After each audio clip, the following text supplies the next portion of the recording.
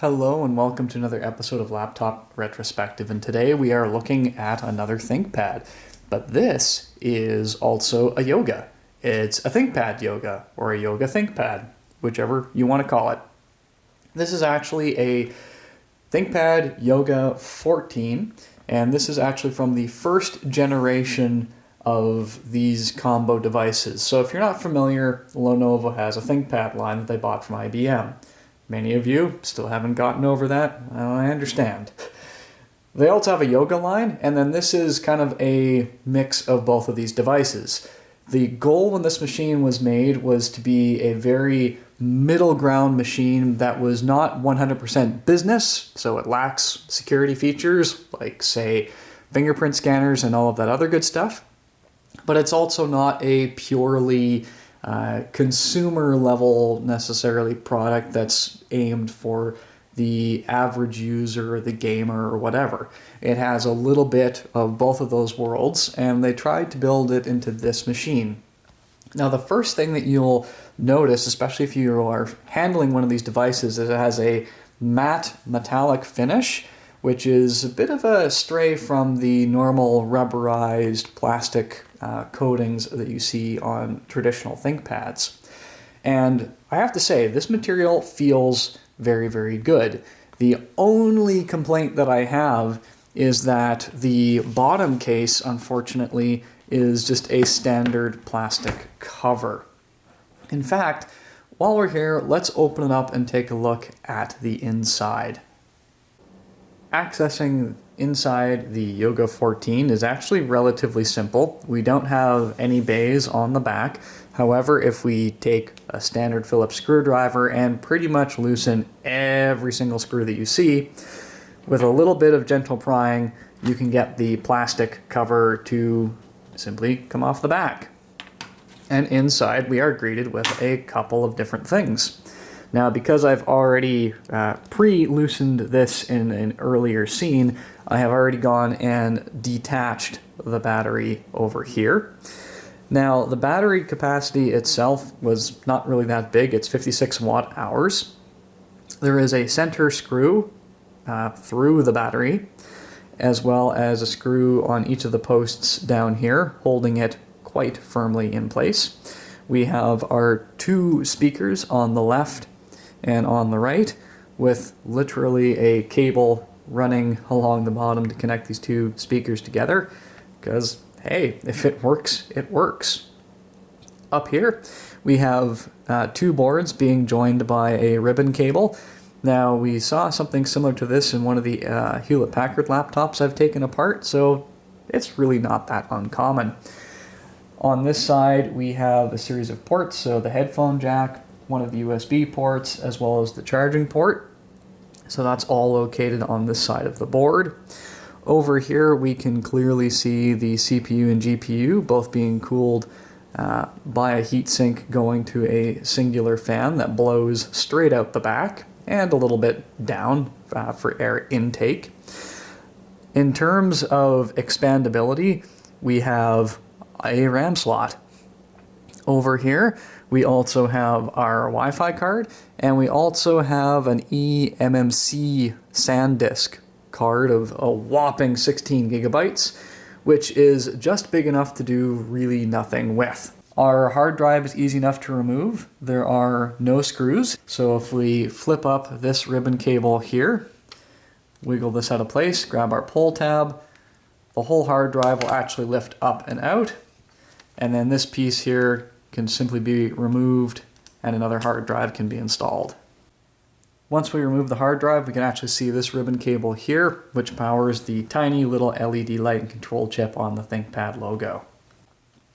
On closer inspection, we can get a really good look at the hinge mechanism. Again, this is very well designed, and it's all seated on a magnesium chassis, so even though the bottom of this entire laptop ends up unfortunately feeling quite cheap due to the plastic cover, there is certainly a ThinkPad level of durability to be had. However, all of this is going to be only protected, at least from the bottom, by that plastic cover. So again, it does hurt a little bit of the premium feeling of the machine, even though it's got every right to be in that kind of punching category. Our RAM slot is easily accessible. 2 clips, pops the RAM out. However, it is worth mentioning that this is the only RAM slot. So any upgrade that you do is going to have to be all at once. So if you are picking up one of these machines, just understand that whatever you put in this one slot is all that you're going to have. Okay, now that we have that all back together, let's actually continue our tour of the outside of the machine. So in terms of port selection, we're actually doing pretty good. On the left-hand side, we have our power port, we have a USB combo headphone jack, we have a standard SD card reader on this side. If we flip the machine over here, we have our power button, our volume rocker, a lock button, 2 USB 3.0, and a standard size HDMI. So let's take a look on the inside. So when we flip open the ThinkPad, we are immediately greeted by a couple of things.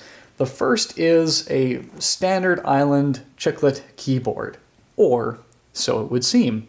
This keyboard, first off, is actually backlit, which is a nice little feature, especially with the ThinkLight being absent on this particular model. The next thing that we have to draw our attention to is the trackpad. This is a very interesting trackpad. The first thing you'll notice is it has no dedicated click buttons at the bottom for the regular trackpad and no dedicated click buttons for the track point up at the top. What this is what I'm going to refer to as kind of like a universal trackpad. Now, when it comes to clicking, you're either going to love it or you're going to hate it. And what I mean by that is it's a very spongy feeling. However, one thing that they did do right is that the click is consistent no matter where you touch. And that is a good thing.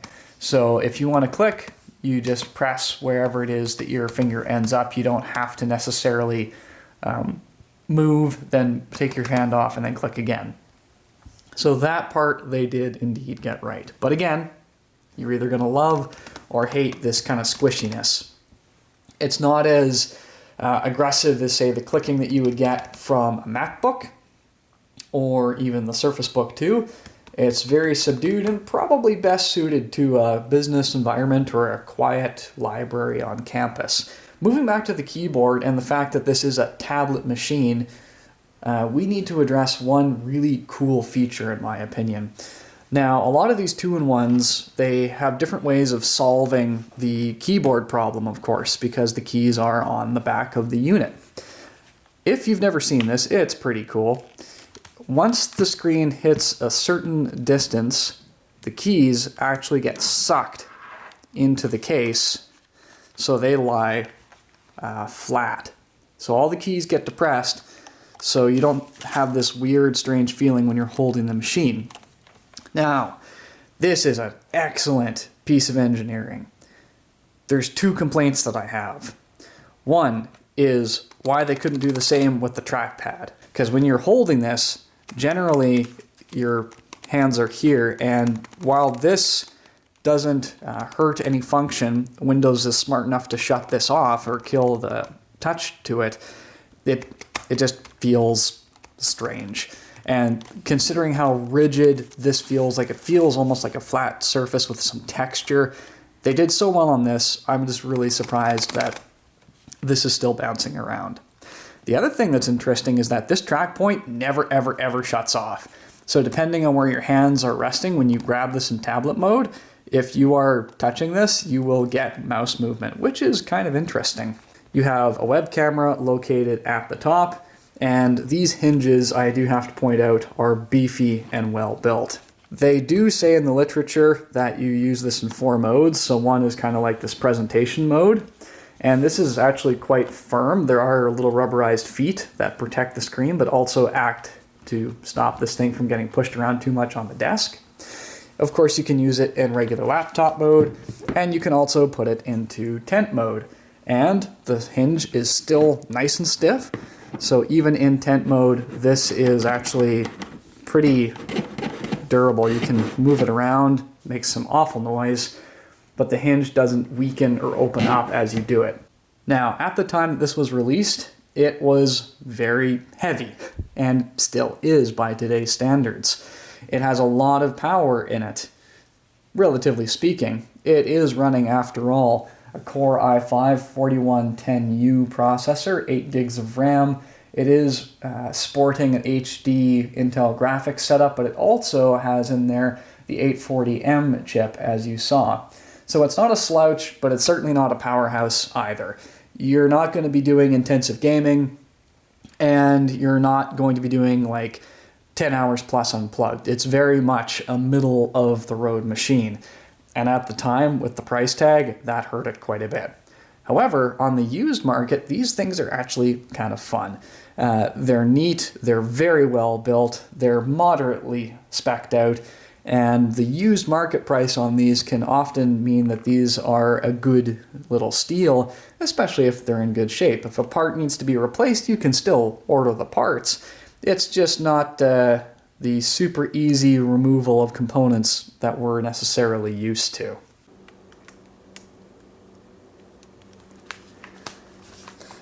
And we have ourselves a tablet.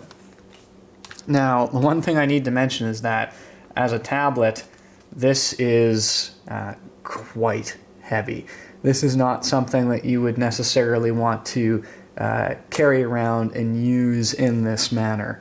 As you can kind of tell, I'm holding this as steady as I possibly can, and it's okay. You can also see how glossy that screen is too. But again, this isn't something that I'd want to have to carry around day in and day out and use in tablet mode. It certainly works well enough. The screen is responsive, and I can open up windows and I can adjust things.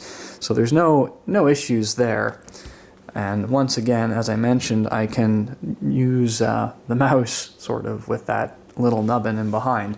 But thankfully, it does not recognize any mouse clicks. But even resting this corner in your palm is not super comfortable. In fact, that hurts a lot. So really your only option is to two-hand a tablet like this. So even though it can fold all the way back, it is certainly not what I would call recommended for daily use in that particular configuration.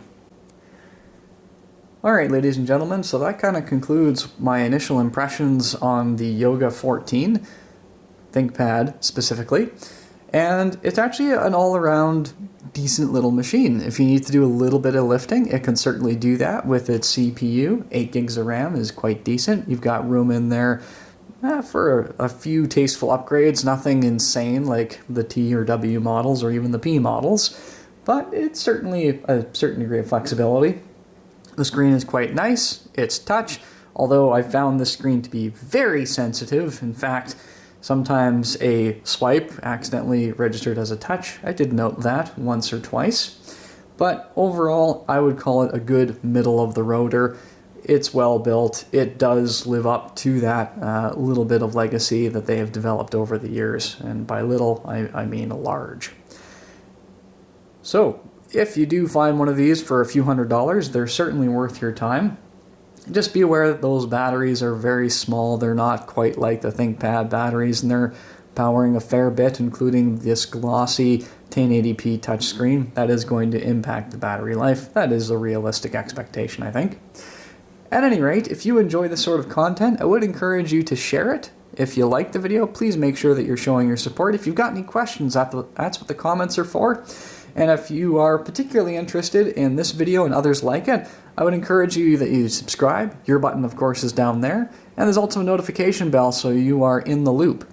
If there are any questions that don't relate to this laptop but are, related to the channel, I would encourage you to head over to Twitter or Curious Cat. You can ask your questions there, and I'd be happy to reply to them if they're not on a particular video series or what have you. And if you are curious to know about what might be coming up next, or you want some sneak peeks or behind the scenes, Twitter is normally my place where I will post pictures, give you hints, or even just outright tell you what might be featured next on the channel. So please make sure that you are checking that out from time to time. And as always, thank you for tuning in, and I shall see you next time.